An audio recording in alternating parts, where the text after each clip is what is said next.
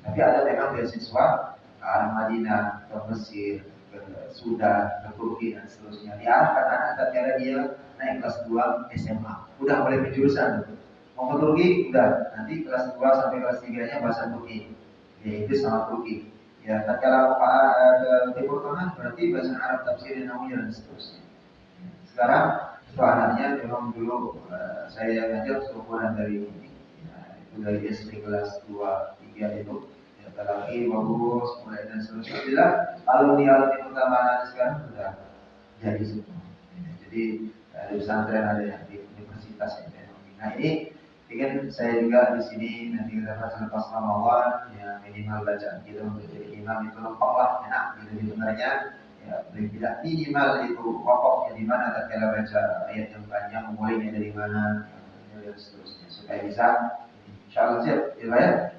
Tapi kalau memang bapak nggak siap ya alhamdulillah saya lebih banyak apa namanya waktunya dengan keluarga gitu ya karena dalam warung saya nggak jualan saya full Ramadan itu tidak jualan ya, fokus ibadah misi jadwal malam dan istri saya juga bilang ya memang waktunya ngurus suami dan anak-anak masih ada alhamdulillah tapi tetap memang menerima orderan ya di rumah saja gitu ya tapi batasannya sampai jam 5 itu sudah dikirim semua nggak boleh lebih dari itu dan minimal sehari sebelumnya itu sudah apa order atau sebelumnya kan untuk impor dan seterusnya saya layani tapi sampai tapi kalau lain itu saya akan terima karena memang menyiapkan diri ya, saya saja ya mohon maaf bukan karena ini tatkala imam di masjid mana saja orang Bogor itu minimal saya sebulan setengah bulan itu sudah merojaah lagi terus dan minimal itu dari pada subuh itu saya harus mempersiapkan sholat dan ayat berapa halaman yang akan saya baca nanti malam.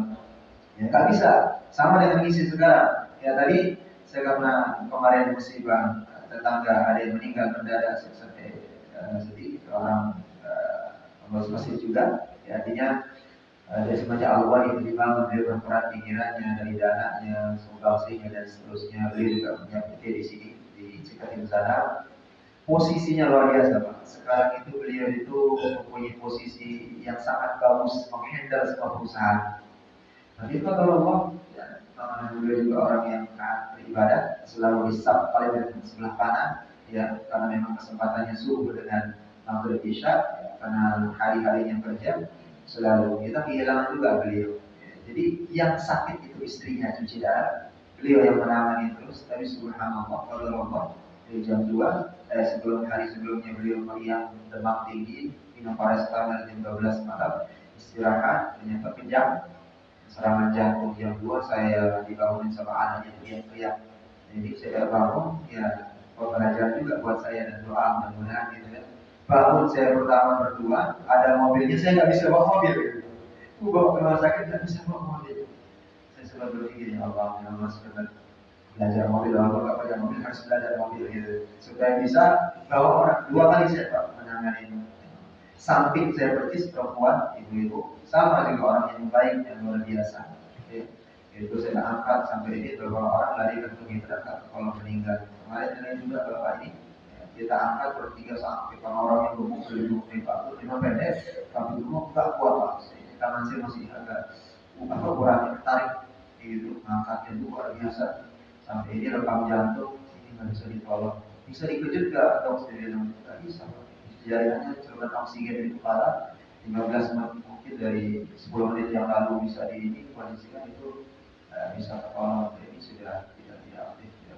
Betul-betul jadi Allah lebih menyayangi beliau mungkin Allah sudah mengatakan ibadah mudah cukup dan seterusnya karena memang beliau itu saat beliau mengatakan istri saya juga kemarin terakhir ya kalau ada sumbangan anak yatim dan segala macam ngomong itu luar biasa. Maka salah satu yang memang menjadi kita dibolehkan oleh Rasulullah SAW ingat kebaikan orang-orang yang sudah meninggalkan kita. Ucapkan kebaikan. Maka kesalahan-kesalahannya atau kehilafahnya itu kita pedang dan kita maafkan. Tutup aibnya, aib saudara kita yang meninggalkan kita dan kesalahannya kita maafkan. Yang diingat apa? Kebaikannya saja. Tidak apa-apa kita ucapkan kebaikan sebagai wasilah dan doa. Jadi ini yang menjadi catatan kita bahkan Ramadan ini yang dimanfaatkan mungkin di azan sekarang ya sudah ya sholat, ya mulai dan seterusnya. Maka dari alhamdulillah kita sudah menyelesaikan sampai bab ruku, selesai bangkit dari ruku, dan itu sama semua, caranya sama, kecuali dengan setelah tasyahud atau tahiyat pertama yang kemarin ini sama, ya menggerakkan tangan dan seterusnya ada dalil, tapi dia lebih lemah, tapi yang dengan menggerakkan kalimat sampai kita kemarin tasyahud sudah pendapat berapa pendapat kemarin yang kita ambil ya dari para ulama. Imam Malik dari mana mulainya tasyahudnya? Kan sudah mulai tasyahud, sudah terakhir sebenarnya, dan gerakan yang lain itu sudah sama dengan gerakan rakaat pertama dan kedua. Imam Malik dari mana mulainya? Dari awal, asyhadu an la tahiyyatu mubarakatuh salawatu thayyibatu lillah dan seterusnya. Ya. Lalu Imam Abu Hanifah dari kalimat ya asyhadu an la ilaha illallah.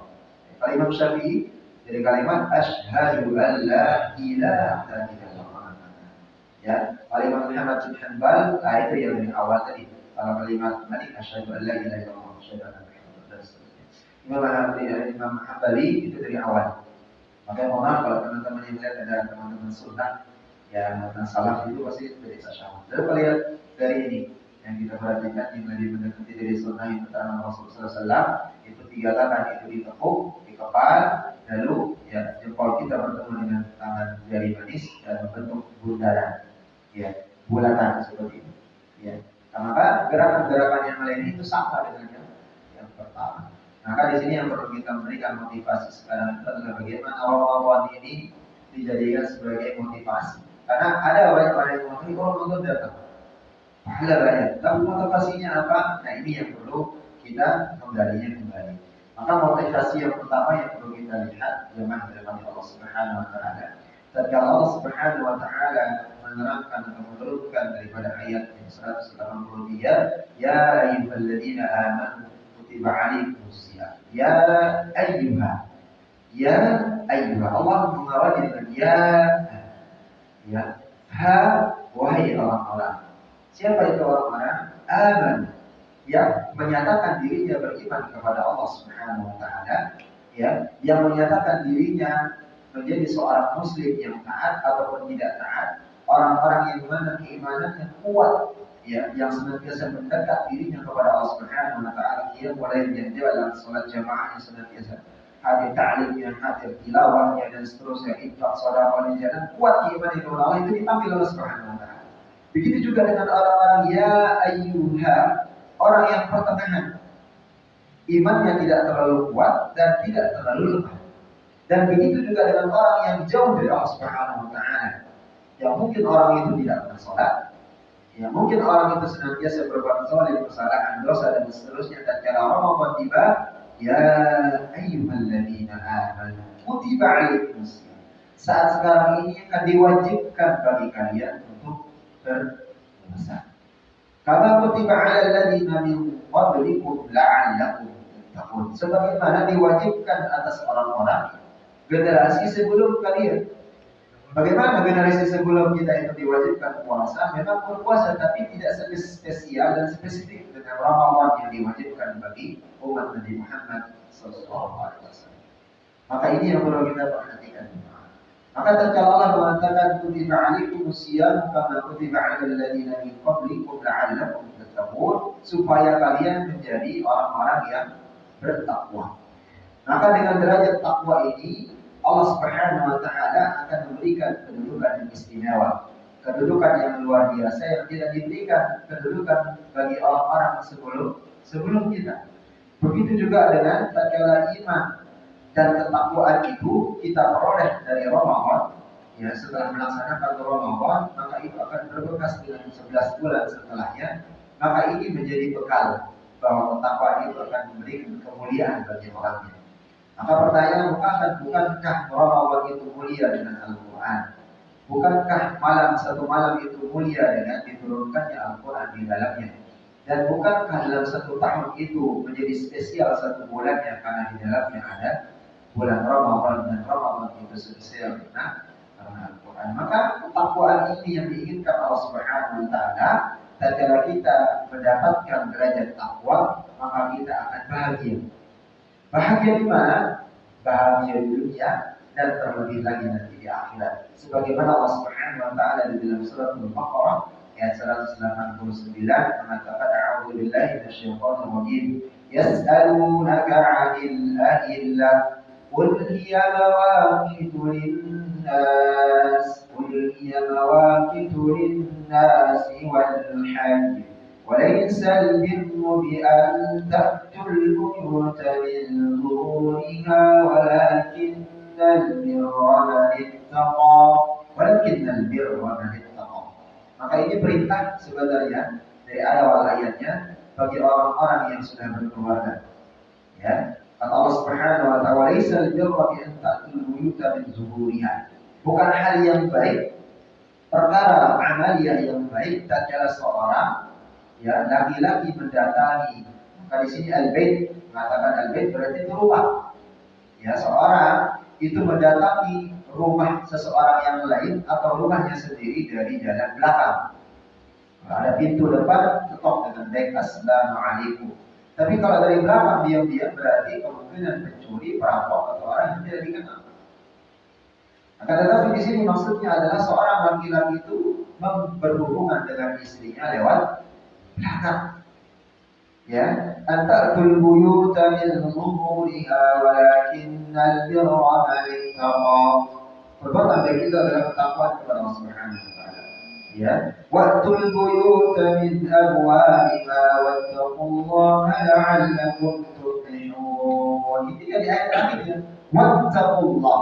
Bertakwalah kalian kepada Allah la'allakum tuflihun. Agar kalian menjadi orang-orang yang berbahagia. Termasuk orang-orang yang berbahagia di dunia dan akhirat. Begitu juga pesan dari takwa itu. Yang kedua adalah dijamin dan dimudahkan daripada mendapatkan rezeki dan keberkahan Allah Subhanahu wa taala. Di dalam surat At-Talaq di ayat terakhirnya, di ayat kedua dan ayat terakhirnya di awal ayat ketiga. Ayat kedua bagian terakhir dan ayat ketiga bagian pertama Allah mengatakan wa may yattaqillaha yaj'al lahu makhraja wa yarzuquhu min haitsu la yahtasib. Wa may yattaqillah, barang siapa yang bertakwa kepada Allah ya, wa yaj'al lahu makhraja, akan dikeluarkan dari segala permasalahannya, baik permasalahan di dunia dan terlebih lagi nanti tatkala yaumul mahsyar, tatkala pengadilan Allah Subhanahu wa taala. Dan khusus di dunia kata Allah Subhanahu wa taala wa yarzuquhu min haitsu la yahtasib, dan aku akan berikan kepada mereka rezeki dari pintu yang tidak disangka-sangka dan dari tempat-tempat yang aku akan berikan kepada mereka yang mereka tidak pernah membayangkan hal itu.